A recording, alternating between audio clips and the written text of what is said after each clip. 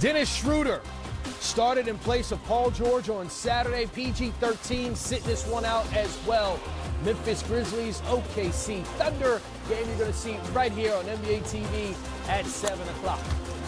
Welcome to the Auto Trader pregame show. Chris Miles here with Greg Anthony, Sekou Smith. And again, the Thunder will play a third straight game without the services of their MVP candidate, Paul George, who has shoulder soreness. Sekou, how much does this team lose without PG on the court as far as what he brings to the table? I think they lose the guy who gives them their balance. You know, as great as Russ has been, and as much of a catalyst as he is for this team and always has been, Paul George was the guy who brought some equilibrium to this outfit this year, who really gave him an opportunity to balance out not just the floor, but the way they play.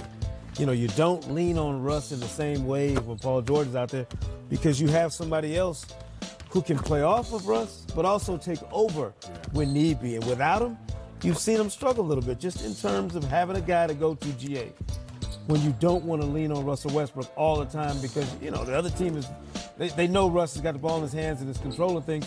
Paul George was that left hook you didn't see coming. I tell you the other thing, too, is he's really allowed Russell Westbrook to grow as a player from the standpoint of not feeling like he's got to go play hero ball. You know, first time I think in Russ's career where he was much more in defer mode. You look at his drives in the paint this year, he's passed it on 50% of those. That's by far the highest percentage of his career, and a lot of that is because of the trust and the chemistry he's developed with Paul George. And Paul George has been playing like a top 3 or 4 player in our league all season long. And Russ has been comfortable with him doing that. And it's really been important in a year where Westbrook has struggled from an efficiency standpoint. He's not shooting it well from 3, has a chance to shoot the lowest three-point percentage in the history of our league based on the amount of attempts he's at right now. Right now, he would break the record if the season ended today. So it's vital that they have Paul George out there with a young group where they don't have a lot of guys offensively that they can rely on. So when you don't have that 1-2 combination, it puts a lot of pressure on other guys to try to do more. And we just saw Paul George on the court before the game looking like he's trying to get loose and get out there. Won't play tonight, but looks like he should be back soon. Let's take a look at the Thunder's upcoming schedule presented by Metro by T-Mobile. After Tuesday night, Thunder will face 6 straight teams who are currently in the playoffs. Certainly, they would like to have PG-13 back. He's currently listed as day-to-day. Following Saturday night's loss to the Spurs, Westbrook seemed adamant that missing Paul George is no excuse. How does that change when Paul's not on the floor, when those teams pack the paint and you're getting guys wide open shots, but Paul's not out there?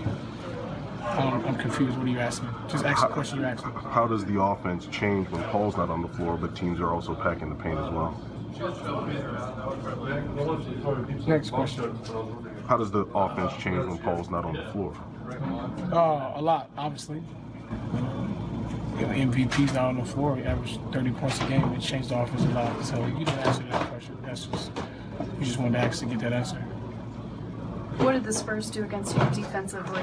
No, I asked you a question. Did you know the answer? Oh, I didn't even hear the jazz, man. What was the question you asked me? So you knew the answer to that question, right? Well, I think sometimes we ask questions, but we want to hear the answer from you, But Russell. do you know the answer? Well, I wanted to hear if you had any insight into that answer besides me just saying. No, do you know the answer, Paul's yes or no? The question. Did you know the answer? What was the question again?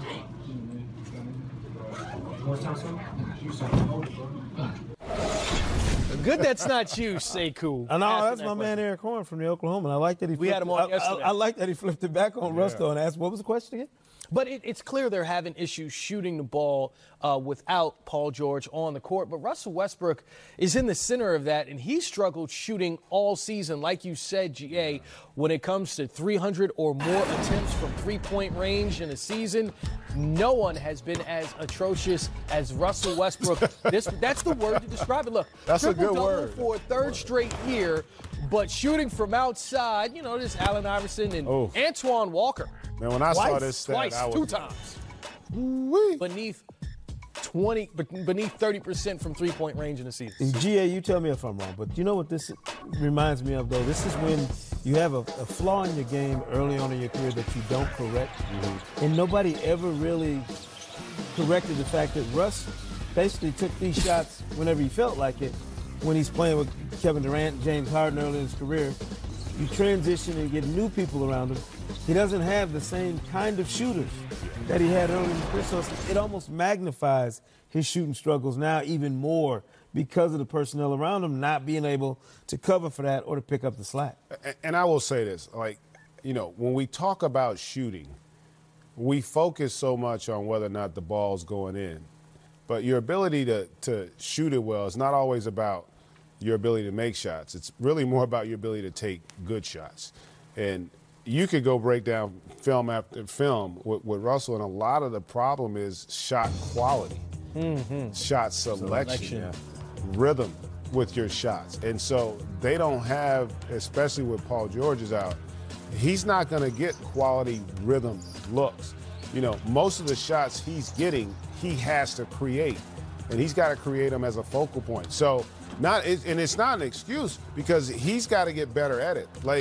He's at a point of his career where you got to know what a good shot is and what a bad shot is. And you got to understand, and your team's got to understand, guys, we got to get a better quality of shot.